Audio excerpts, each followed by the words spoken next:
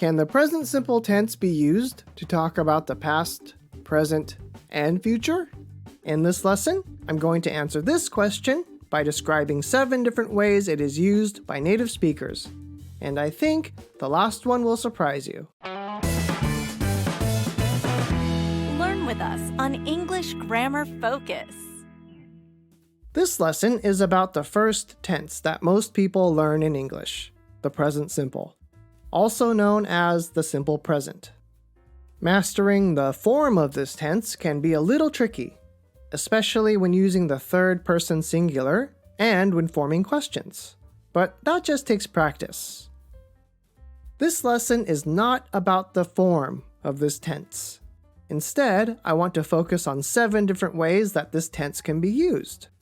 If you're a beginner, intermediate, or even an advanced student, I'm sure you'll know many of these. But I think there might be 1 or 2 that you don't. So if you're ready, let's get started. Use number 1.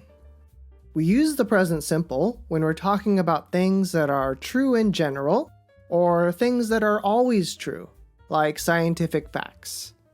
Here are 2 examples. Apples grow on trees. Even though there might be other ways to grow apples, I think most people would agree that they grow on trees. The Earth goes around the sun. I think we can all agree that this is always true. Use number 2. When situations are permanent, or not temporary, we use the present simple.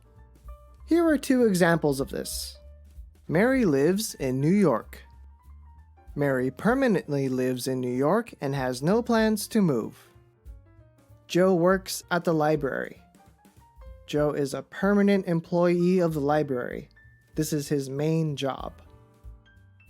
Use number 3.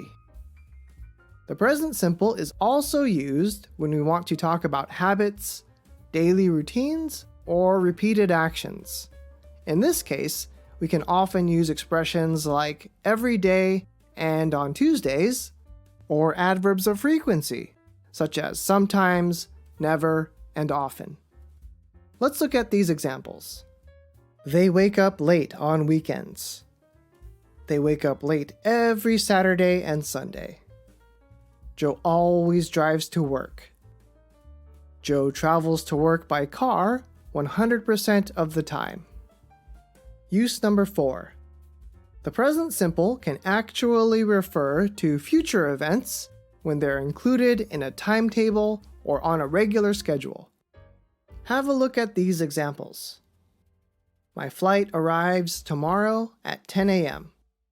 Here, tomorrow at 10 a.m. describes a future event, but since it is scheduled, we can use the present simple.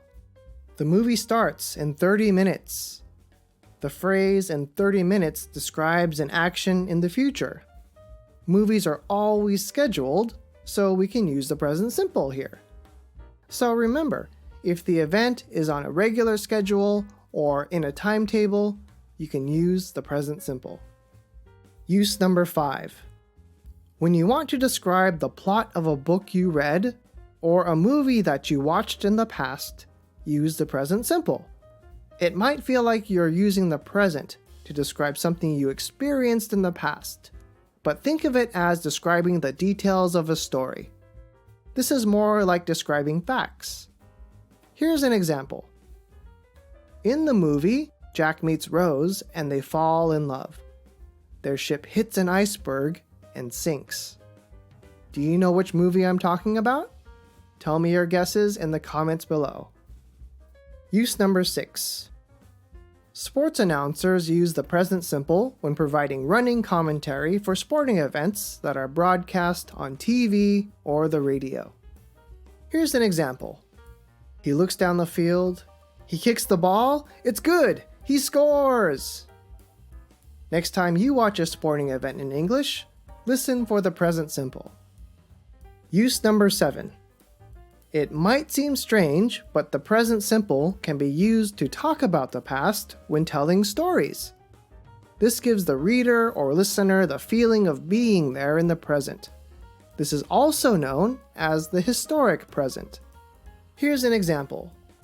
So I walk into my hotel room, I look around, and I realize that everything is gone. I start to panic.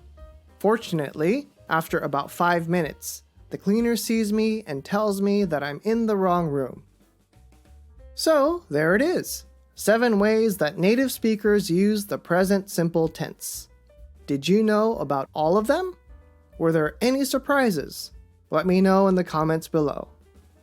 I hope this lesson helps you to understand more about how the present simple tense is used.